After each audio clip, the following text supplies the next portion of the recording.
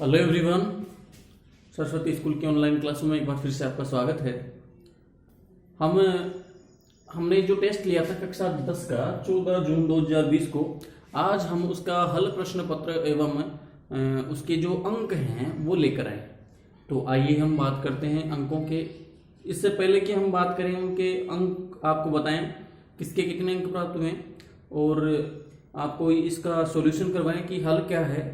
इससे पहले मैं आपको ये बताना चाहता हूं कि वे विद्यार्थी जो इन वीडियोस को नहीं देख रहे हैं, आपको ये होगा, किसी के मन में ये होगा कि किसी को पता नहीं चलता, बट यहाँ से अगर वीडियो डाले जाते हैं तो सभी को पता चल रहता है कि आपके कितने अंक प्राप्त हो रहे हैं। तो आप सभी से आग्रह है कि आप सभी हर वीडियो को 3 बार देखें और लाइक करें। लाइक करने के साथ साथ जब भी आपका टेस्ट अरेंज किया जाए, जब भी आपका टेस्ट लिया जाए, उसमें आप निश्चित रूप से भागीदार बने या टेस्ट दें। अभिभावकों से भी निवेदन है कि वे भी सभी अपने जो छात्रगण हैं या ये जो सभी जो पढ़ने वाले जो बच्चे हैं उन सभी का ध्यान रखें और टेस्ट में भागीदार होने के लिए उनको प्रेरित करें और पास में बैठकर उनको टेस्ट दिलवाएं। तो आइए हम सबसे पहले बात करते हैं। सबसे पहले हम बात करेंगे इन सभी की कि ये जो हल प्रश्न पत्र है, किस प्रश्न का क्या उत्तर था। तो हमने 14 तारीख को प्रश्न दिए थे, हमने 7 प्रश्न दिए थे, जिनमें से हमारा जो पहला प्रश्न था वो था, हर्ष ने अपनी राजधानी किसे बनाया था। तो हर्ष ने अपनी राजधानी थानेश्वर के पास जो कन्नौज है उसको अपनी क्या बनाया था, राजधानी बनाया था। तो कन्नौज इसका सही उत्तर हो।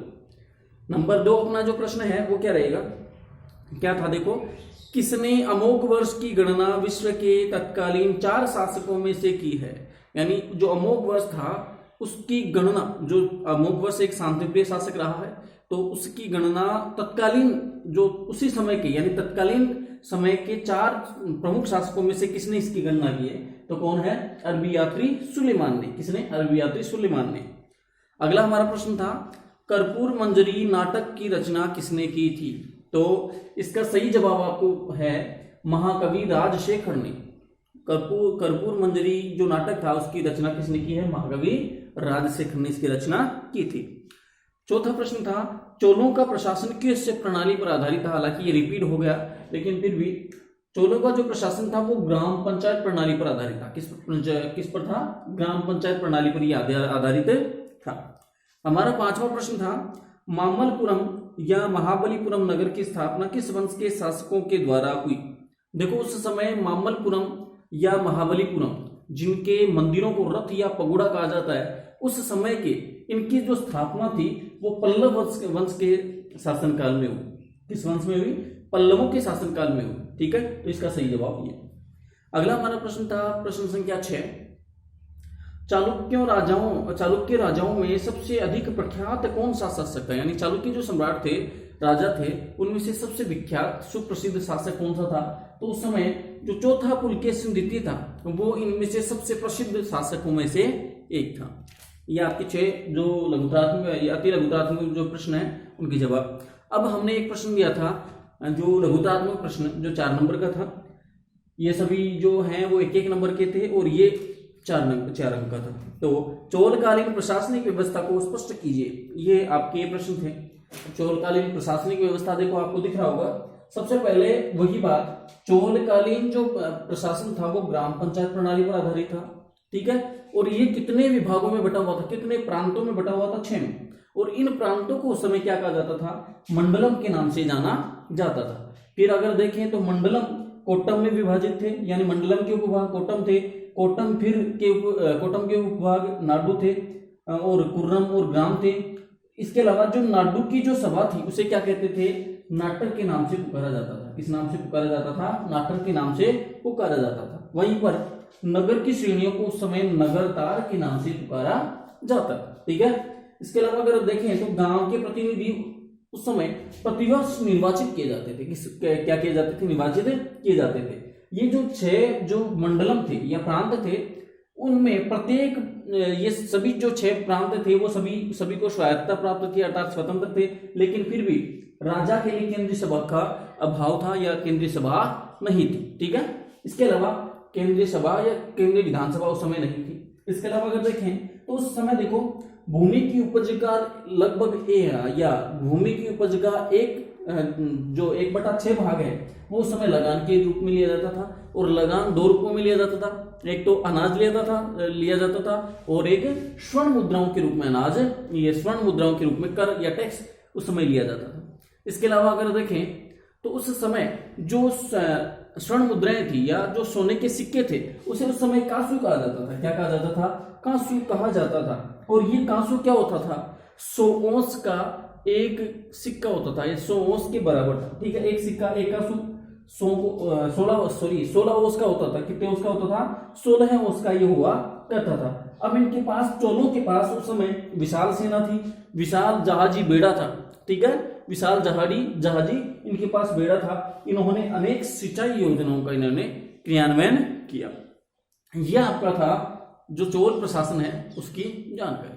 अब हम उनके बारे में कुछ ऐसे विद्यार्थी जिन्होंने फर्स्ट रैंक, सेकंड रैंक और थर्ड रैंक जिन्होंने प्राप्त किए, उनके बारे में हम चर्चा करना चाहेंगे। तो सबसे पहले देखिए, और बाकी जो विद्यार्थी हैं उनके पास उनके व्हाट्सएप नंबर पे जो नंबर्स हैं वो सेंड कर दिए जाएंगे, तो वो अपने व्हाट्सएप नंबर पे देखें, जिनसे उनकी कॉपी आई है उन्हीं नंबर पे आपको सेंड करेंगे, ये किए जाएंगे। तो सबसे पहले देखिए, जो फर्स्ट रैंक प्राप्त करने वाले में से सबसे पहले है दिव्यांशु, फर्स्ट रैंक वाला ये, किरण फर्स्ट रैंक, पायल फर्स्ट रैंक इनको प्राप्त हुई है। इसके अलावा फर्स्ट रैंक में निखिल, ये इनको फर्स्ट रैंक इनको प्राप्त हुई है, जिनके 10 में से 10 अंक इन्होंने प्राप्त किए हैं। Very good. इसके अलावा जो सेकंड रैंक प्राप्त करने वाले हैं, ठीक है, जो सेकंड रैंक प्राप्त करने वाले हैं उनमें से देखिए, सेकंड रैंक प्राप्त करने वालों में से निशा, राजेंद्र खद्दा, रौनक, इन्होंने अपनी कक्षा में यानी अपनी इस टेस्ट में सेकंड रैंक प्राप्त की है। इसके अलावा थर्ड रैंक प्राप्त करने वालों में सबसे पहले अंकित फागेड़िया, 8 अंक इन्होंने प्राप्त किए हैं। इसके अलावा नरेंद्र, इन्होंने थर्ड रैंक इनकी है। इसके अलावा अगर देखें तो कंचन, इनको भी थर्ड रैंक प्राप्त हुई है। ये आपके थर्ड रैंक वाले कुछ बच्चे थे। ठीक है, इसके अलावा जो अन्य बच्चे हैं उनमें से राहुल कीचड़ को 6 अंक प्राप्त हुए, राकेश काली रावण को 7 अंक प्राप्त हुए। इसके अलावा जो हेमंत जहांगीर उनको 6 अंक, 6.5 अंक प्राप्त हुए। वहीं पर राहुल कुमार उनको 6 अंक प्राप्त हुए। राहुल बिजारनिया को 5 अंक, हिमांशु कीचड़ को 5 अंक, अमित नेहरा इनको 4 अंक। प्रशंसा आपके 2 अंक आपको प्राप्त आपने किए। इसके अलावा जो 3 बच्चे हैं, नितेश साकुनिया, और इसके अलावा जो अगला है पूजा कुमारी और सिद्धांत गुज्जर, इनके काफी अच्छे अंक इन्होंने प्राप्त किए हैं। इन्होंने पूरे 10 में से 00 अंक इन्होंने प्राप्त किए हैं। और साथ ही जो अन्य जो बीच वाले हैं उन बच्चों की जो टेस्ट कॉपी है उनके व्हाट्सएप नंबर पे सेंड कर दी जाएगी। तो आपसे निवेदन है कि आप इन सभी टेस्टों में आप भागीदार बने और अपनी खुद की परख आप स्वयं करें। ठीक है, इस समय न तो कुछ आपको कोई कहने वाला है और न कुछ और है, तो आप स्वयं अपनी परख करें, आप ईमानदारी से टेस्ट दें और जितने अंक प्राप्त होते हैं उतने। अब जैसे कुछ बच्चों के काफी अच्छे अंक प्राप्त हुए और कुछ बच्चों के मान लो बिल्कुल भी नहीं प्राप्त हुए, फिर भी ये बहुत अच्छा है कि उन्होंने कम से कम टेस्ट तो दिया। ठीक है, बहुत अच्छी बात है कि वो टेस्ट नाम से या एग्जाम नाम से वो डर नहीं रहे। तो ऐसे बच्चे जो अभी तक टेस्ट नहीं दे रहे वो भी सुने। विशेष रूप से अगला टेस्ट अपना संडे को है, इसी संडे को, आने वाले संडे को अपना टेस्ट एक और लिया जाएगा सामाजिक में।